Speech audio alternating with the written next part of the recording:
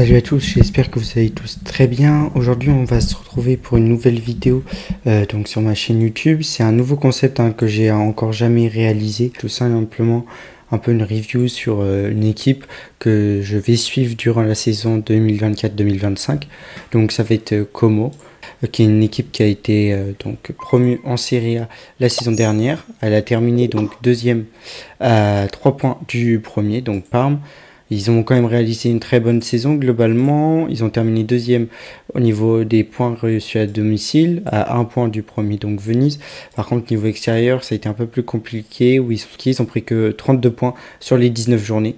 Mais bon, ça reste une super performance. Ils sont arrivés donc deuxième, 3 points du troisième et à 3 points aussi du premier. Donc c'est une très belle performance de leur part.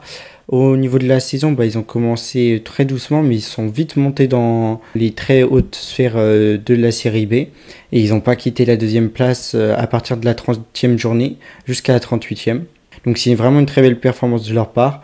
Par contre, ils n'ont pas du tout joué en Coupe d'Italie. C'est peut-être ça qui les a aidés tout simplement à faire un si beau bilan. Alors, concernant leur meilleur buteur, c'est Patrick Cutrone.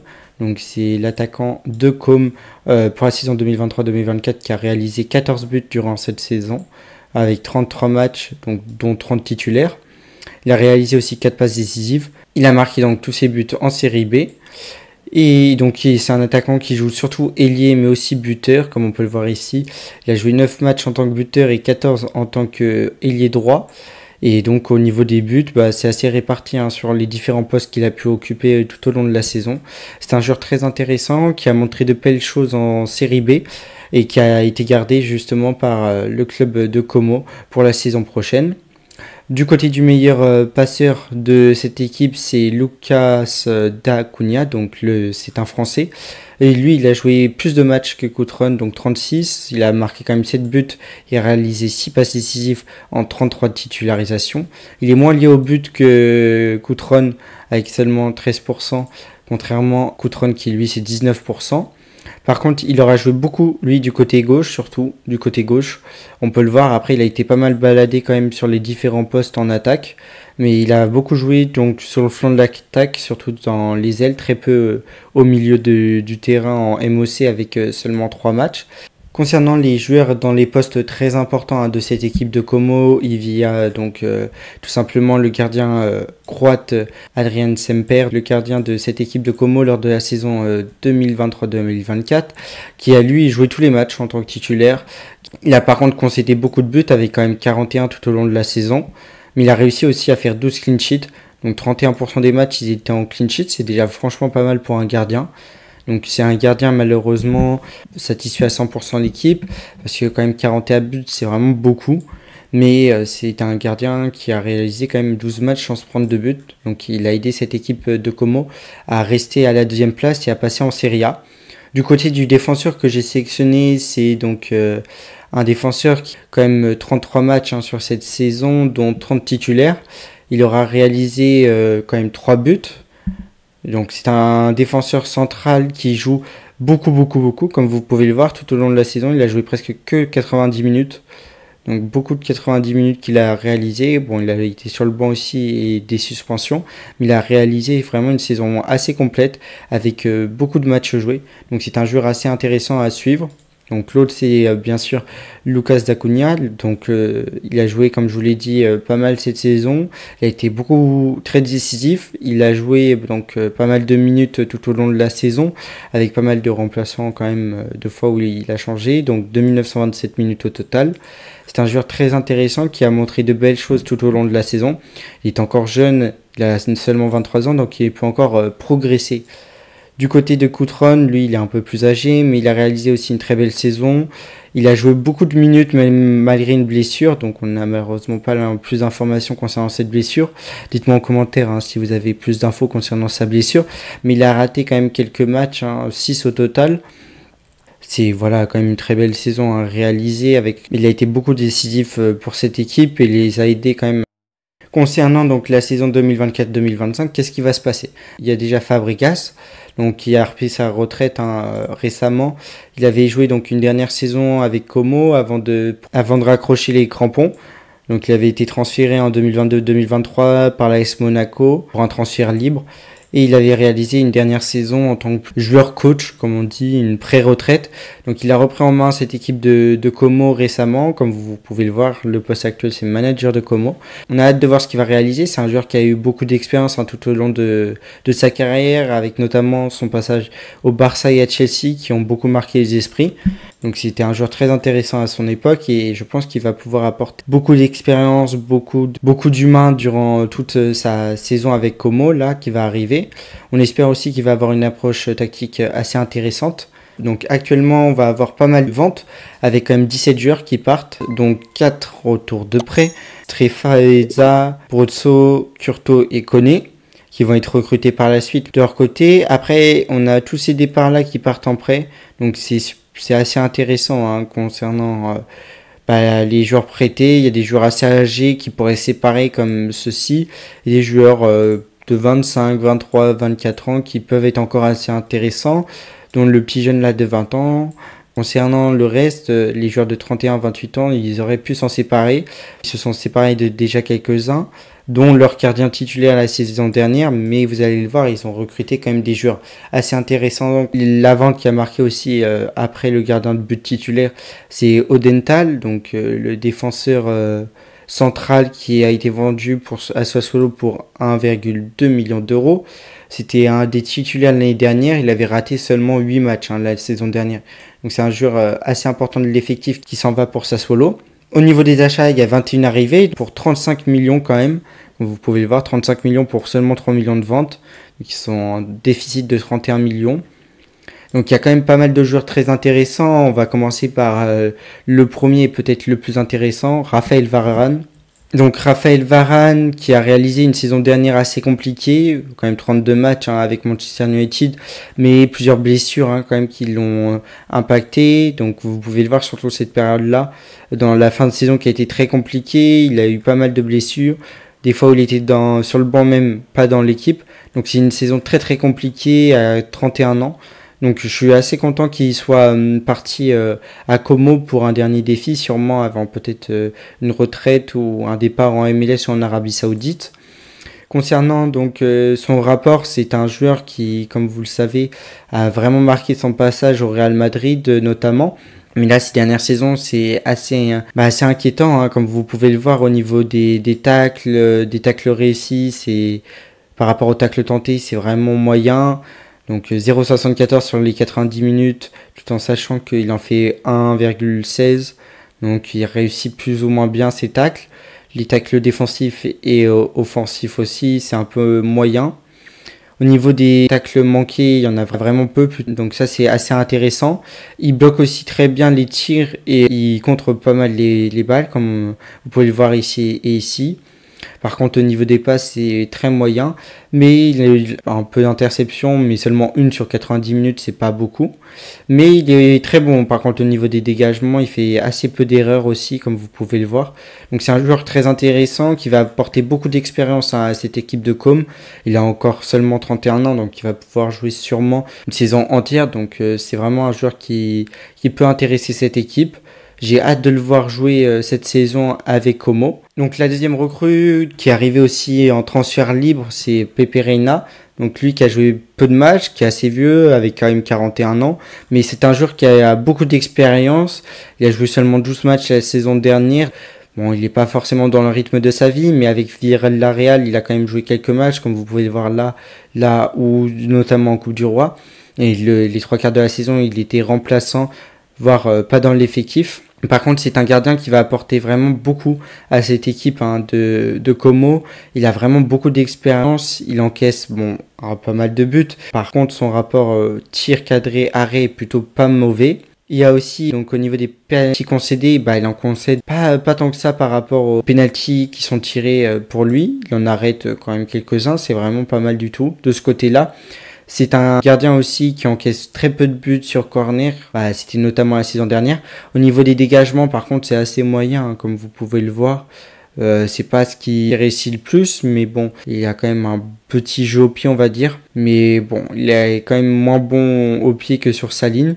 Mais c'est un gardien quand même qui va apporter beaucoup d'expérience. Gardien titulaire, Émile Odero, je pense que ce sera le gardien titulaire, seulement 27 ans. Seulement 6 matchs avec l'Inter de Milan, bon, un peu logique. Quand t'as Sommer devant toi, c'est un peu compliqué de jouer. Bon, il en a gratté quelques-unes, hein, 6 au total. Mais concernant donc son profil, je le trouve quand même assez intéressant. Je sais pas ce que vous en pensez, mais au niveau des buts encaissés, il encaissé 1,5, mais au niveau des tirs cadrés et son pourcentage d'arrêt, il est quand même plutôt pas mal, 71,9. C'est quand même un pourcentage assez élevé. Il n'encaisse pas un but assez intéressant. Au niveau des pénaltys aussi, il est assez à l'aise. Il en concède pas tant que ça, il en arrête quelques-uns. Bon, après, il n'en a pas concédé beaucoup, hein, vu qu'il a joué seulement 6 matchs. Par contre, au niveau du pied, hein, au niveau des dégagements et des passes tentées, il est vraiment très bon.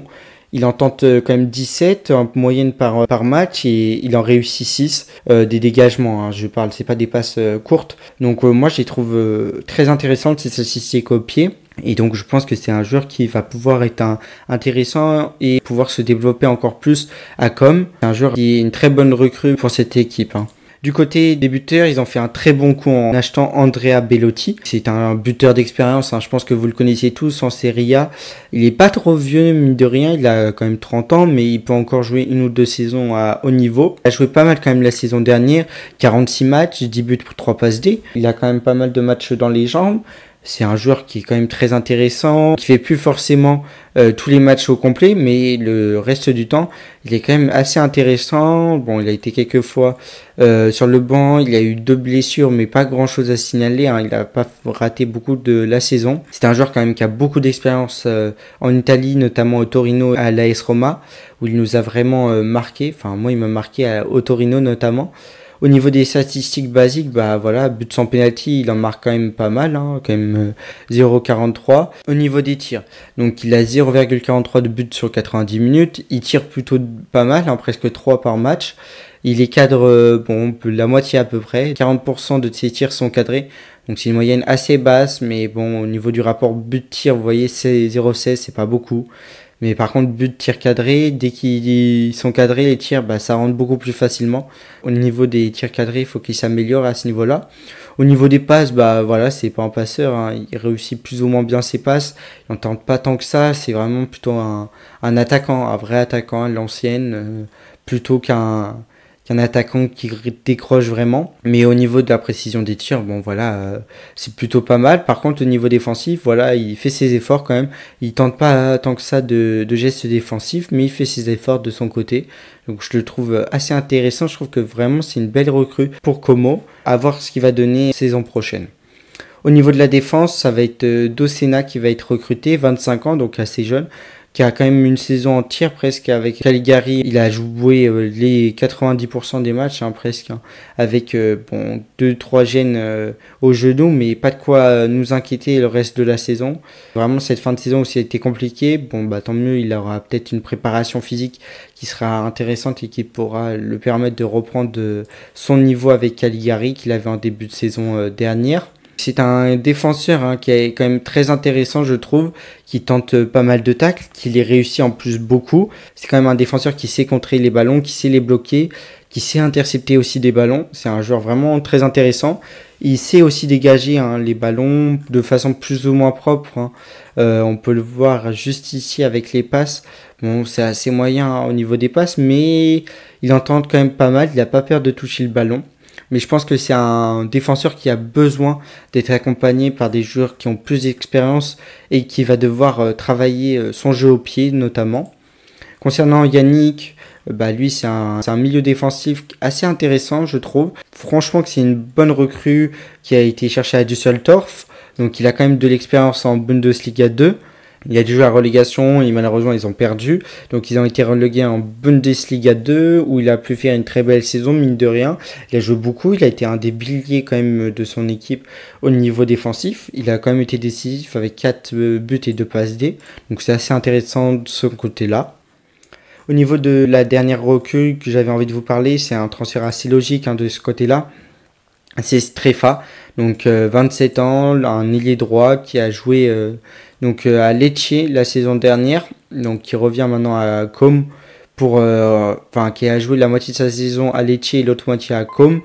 Il a été récupéré par Como pour la saison prochaine. Donc c'est un joueur intéressant qui a pas mal d'expérience, notamment en Serie A. Donc c'est un joueur quand même très intéressant. Donc au niveau des passes, il est très bon. Par contre, au niveau des tirs, bon, c'est là où c'est un peu plus compliqué. Il n'entend pas trop, il les cadre pas trop. Seulement 40% des tirs sont cadrés.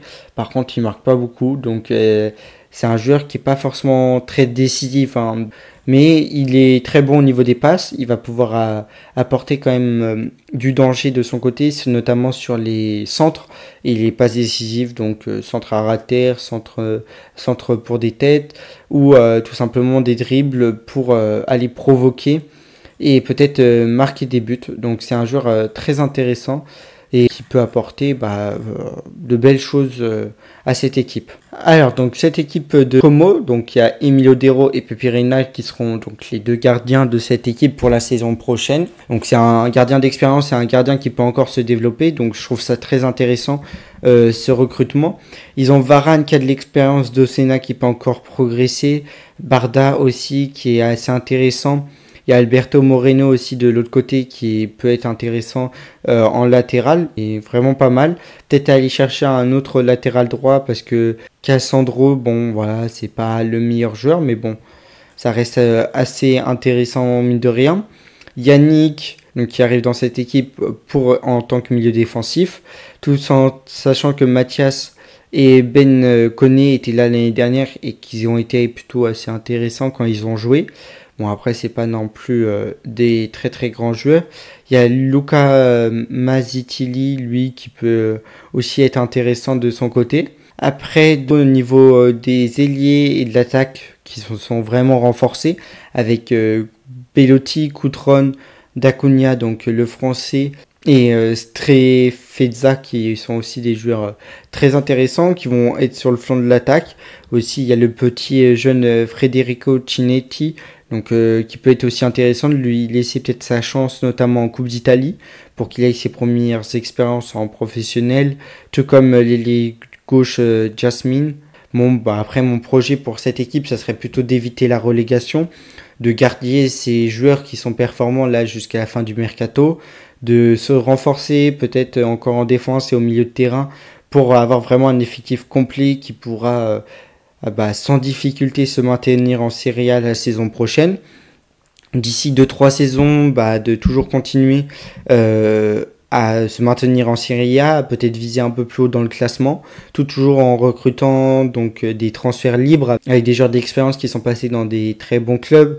Donc comme Varane, Pepe Reina, Belotti, Moreno, voilà, des joueurs comme dans ce style-là où on dépense pas beaucoup mais qui ont beaucoup d'expérience, et miser aussi sur des jeunes à fort potentiel et pas hésiter, donc faire des petits coups sur le mercato. J'ai pas forcément beaucoup d'attentes, c'est juste une équipe que je trouve très intéressante, qui a un bon recrutement cette année. Bon, c'est pas l'équipe qui va faire non plus soulever des foules ou peut-être pas faire une saison comme Bologne, Je pense que ça me paraît compliqué, mais c'est une équipe qui peut être intéressante à suivre, qui va peut-être sûrement proposer un beau jeu avec Fabregas. C'est une équipe qui m'intéresse plutôt pas mal pour la saison prochaine. Même si je vais suivre en parallèle la Juventus, qui fait de son côté un très beau recrutement, avec notamment l'arrivée de Mota, aussi de Thuram, qui sont très intéressants, tout en gardant ses joueurs d'expérience et en peut-être se délivrant de la masse salariale avec le départ de Chiesa. Donc je trouve que c'est vraiment très intéressant ce qu'on peut voir en Serie A la saison prochaine. Donc si la vidéo t'a plu, n'hésite pas à t'abonner, à liker la vidéo, c'est très important, ça me soutient vraiment. Merci de vous faire un retour sur cette vidéo si vous l'avez appréciée ou non. On se retrouve donc la semaine prochaine ou dans 2 semaines en fonction pour un nouvel épisode des 5 équipes à suivre la saison prochaine en 2024-2025.